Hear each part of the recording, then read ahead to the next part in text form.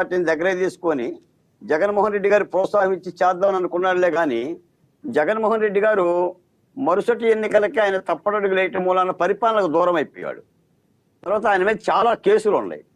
ఆ కేసుల మూలాన భారతీయ జనతా పార్టీ జగన్మోహన్ రెడ్డి గారికి అంత అగ్రతాంబూలం ఇవ్వలేకపోయింది. తెలుగుదేశం పార్టీని ఏమో తీసుకునే పరిస్థితి లేదు. ఎందుకంటే తెలుగుదేశం పార్టీ స్వయంభూ పార్టీ, 40 సంవత్సరాల చరిత్ర దానికి. అది తెలుగు ప్రజలతోనూ తెలుగు రాష్ట్రంతో బంధం ఉంది కాబట్టి చంద్రబాబు నాయుడు గారి పార్టీ కానీ చంద్రబాబు నాయుడు గారు కానీ పూర్తిగా భారతీయ జనతా పార్టీ కౌగిట్లోకి పోలేరు. ఆయా సందర్భాలలో మద్దతు పలుకుతారు, మళ్ళీ బయటకు వస్తారు, మళ్ళీ మద్దతు పలుకుతారు, మళ్ళీ బయటకు వస్తారే తప్ప పూర్తిగా భారతీయ జనతా పార్టీని మోసే పరిస్థితి ఉండదు. ఈ కోణంలోనే రాజకీయాలను అర్థం చేసుకోవాలి. మళ్ళీ ఇది కూడా తప్పు కూడా కాదు, ఎందుకంటే అన్ని రాష్ట్రాల్లో ఉన్నదే. మనం తెలుగు రాష్ట్రంలో ఉన్నాం కాబట్టి, ఆంధ్రప్రదేశ్లో ఉన్నాం కాబట్టి, పవన్ కళ్యాణ్ ఉన్నాడు కాబట్టి మీకు అర్థమవుతుంది. మీరు మహారాష్ట్ర పోయినా, లేదంటే ఒరిస్సా పోయినా, లేదా నితీష్ కుమార్ గారి రాష్ట్రం పోయినా, బీహార్ పోయినా, ఆయా సందర్భాల్లో అక్కడ తోడొచ్చే రాజకీయ పార్టీలని భారతీయ జనతా పార్టీ అంటే జాతీయ పార్టీ దగ్గరకు తీసుకోవడం జరుగుతుంది. ఇప్పుడు ఇండియా కూటమిలో జరిగే చర్చలు కూడా అవే.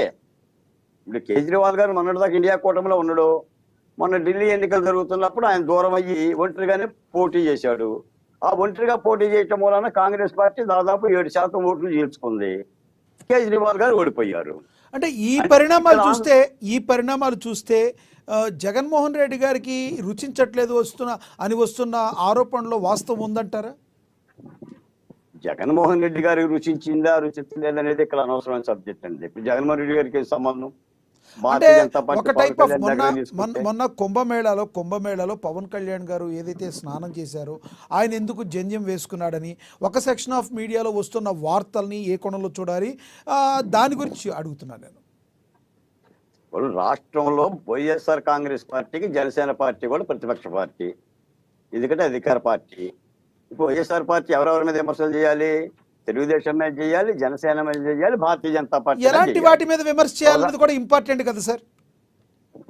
ఇప్పుడు ప్రధానమైన పార్టీలు తెలుగుదేశం జనసేన మీద చేయాలి. కాకపోతే ఏంటంటే సోషల్ మీడియాలో వాళ్ళకున్న అలవాటు ఏది కొద్దిగా వ్యక్తిగత హననం కూడా చేస్తుంటారు. ఇప్పుడు పవన్ కళ్యాణ్ గారు జంజం వేసుకుంటేనే చేసుకోకపోతేనే, ఆయన కుంభమేళాకు పోతేనే పోకపోతేనే ఆయన ఇష్టం, అది ఆయన అభిమతం. ఆయనకంటూ భావాలు ఉన్నాయి, అందులో తప్పేం లేదు. దేశం మొత్తం దాదాపు 40 కోట్ల మంది వెళ్ళారు, అందరూ వెళ్ళారు. ఇంకా మాలాంటి వాళ్ళకు కూడా అవకాశం లేదు వెళ్ళటానికి, అందులో తప్పే ఉంటుంది. అది అభిమతం, అదొక మన అభిమతం. దాన్ని తప్పుపట్టడం, దాన్ని రాజకీయం చేయటం, దాని మీద పవన్ కళ్యాణ్ గారి యొక్క జంజం మీద వ్యాఖ్యానాలు చేయటం అనేది ఎవరైతే జనం అయితే చూడరో అసలు అలాంటి పద్ధతి కాదండి. ఇప్పుడు రేపు పొద్దున జగన్మోహన్ రెడ్డి గారు కుంభమేళా పోయినా కూడా తప్పే ఉంది. ఆయన వేరే గంగా నదిలో మునిగాడు కదా, హిందూ తీర్థం తీసుకున్నాడు కదా, హిందూ మతాన్ని స్వీకరించాడు కదా. అవి విశ్వాసాలకు సంబంధించిన అంశం, దాన్ని అలాగనే చూడాలి తప్ప రాజకీయంగా చూడనక్కల్లా. నాకు తెలిసి మోడీ పవన్ కళ్యాణ్ గారి యొక్క మైత్రి బంధం అయితే భవిష్యత్తులో కూడా గట్టిగా ఉంటుందనేది చెప్పగలనండి. రైట్, మళ్ళీ వస్తాను సార్ మీ దగ్గరికి. మనతోటి వైసీపీ అధికార ప్రతినిధి రేగే లక్ష్మణరావు గారు ఉన్నారు, ఆయనతో మాట్లాడదాం. లక్ష్మణరావు గారు నమస్తే అండి. గుడ్ ఈవినింగ్ అండి. నాకు లక్ష్మణరావు గారు, ఏదైతే జనసేన బీజేపీ ఒక రకంగా అంటే పార్టీకి కాకపోయినా పవన్ కళ్యాణ్ గారికి వ్యక్తిగతంగా మోడీ గారు ఎక్కువగా ప్రిఫరెన్స్ ఇవ్వటం జగన్మోహన్ రెడ్డి గారికి నచ్చట్లేదు అని వస్తున్న ఆరోపణలో వాస్తవం ఉందంటారు. దానికి ఏం చెప్తున్నారంటే, ఈ మధ్యకాలంలో కుంభమేళాలో పవన్ కళ్యాణ్ గారు ఎక్కడైతే స్నానం ఆచరించారో గాయత్రి ఎందుకు ఆయన వేసుకోవాల్సి వచ్చింది, శూద్రుడు అయ్యుండి ఎందుకు వేసుకున్నారని ఒక సెక్షన్ ఆఫ్ మీడియాలో రావడం, దానికి తోడు పవన్ కళ్యాణ్ బాడీ షేమింగ్. గతంలో పవన్ కళ్యాణ్ పెళ్లిళ్ళ గురించి మాట్లాడిన మీడియానే ఈ రోజున పవన్ కళ్యాణ్ యొక్క బాడీ షేమింగ్ గురించి మాట్లాడతాం, అదేదో ఒక సామాజిక వర్గానికి అంటగట్టే విధంగా మాట్లాడుతుంది. దీని అంతటిని ఏ కోణంలో చూడాలంటారు?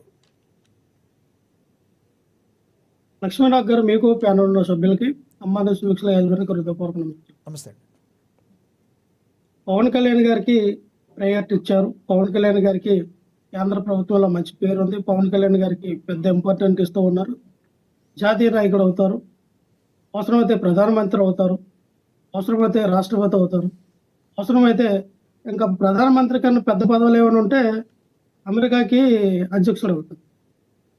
ఏదైనా ఉన్నాయండి, తప్పే ఉంది. ఏదైనా అవకాశం ఉంటే జర్మనీకి రష్యాకి కూడా అధ్యక్షుడు అవ్వచ్చు పవన్ కళ్యాణ్ గారు, ఎందుకంటే ఆ స్థాయి స్టామినా మన భారతదేశం గురించి మాట్లాడుకుందాం సార్, జర్మనీలు రష్యాలు ఎందుకులేండి.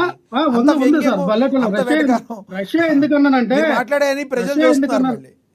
వినాలి సార్, వినాలి సార్. చెప్పండి. రష్యా ఎందుకన్నానంటే ఆ, అత్త ఊరు, అత్తగారు ఊరు అది. రష్యా అనేది అత్తగారు ఊరు కాబట్టి పవన్ కళ్యాణ్ గారు రష్యాకి కూడా వచ్చి తప్పేమవుతుంది. ఒకటి చెప్తాను సార్, ఈ రోజున మోడీ గారు పవన్ కళ్యాణ్ గారికి ఇంపార్టెంట్ ఇచ్చారు. ఆయన్ని జాతీయ నాయకుడిని చేస్తారు. ఆయన్ని వినియోగించుకొని ఆర్ఎస్ఎస్ విధానాన్ని దేశం మొత్తం వ్యాప్తి చెందిస్తారు. అలాగే మన రాష్ట్రంలో పవన్ కళ్యాణ్ గారిని చేతులు పట్టుకొని బీజేపీ పాగా వేయడానికి, తద్వారా అధికారంలో రావడానికి వాళ్ళు చేస్తున్నట్టు ప్రయత్నాలన్నీ చేస్తూ ఉన్నారు. తప్పేముంది, వాళ్ళ రాజకీయం వాళ్ళు చేస్తూ ఉన్నారు. పవన్ కళ్యాణ్ గారు నేను సెక్యులర్ పార్టీ, నేను సెక్యులర్, మా ఇంట్లోని మా నాన్నగారు దీపానికి సిగరెట్ వెలిగించారు, మా అన్నగారేమో దేవుడు లేదంటారు, మా చిన్నన్నయ్య ఏమో అసలు దేవుడు అనేది కాన్సెప్ట్ రాంగ్ కాన్సెప్ట్ అని అంటారు. కానీ మనం మాత్రం మన ఆత్మ ధర్మం అని పేరు చెప్పి జనాలు నమ్మే కార్యక్రమాలు చేస్తూ ఉంటాం. ఎందుకంటే జనాలు నమ్ముతారు, హిందువులందరూ మంచోళ్ళు, హిందువులందరూ ఆ చెట్టుకి పుట్టుకి అన్నిటికీ నమ్మినట్టుగానే లక్ష్మణరావు గారు, పవన్ కళ్యాణ్ గారు కూడా లక్ష్మణరావు నమ్మారు. గారు, లక్ష్మణరావు గారు, రామాయణం రాసిన వాల్మీకి కూడా ఒకప్పుడు ఒక బోయేవాడు.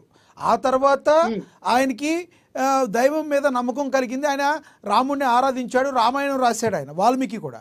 కాబట్టి వాళ్ళ నాన్నగారు ఏదో చేశారని చెప్పి అది తర్వాత తెలుసుకున్న పవన్ కళ్యాణ్ గారు ఆధ్యాత్మికం వైపు, సనాతన ధర్మం వైపు వెళ్ళకూడదనే రూల్ ఏమన్నా ఉందా?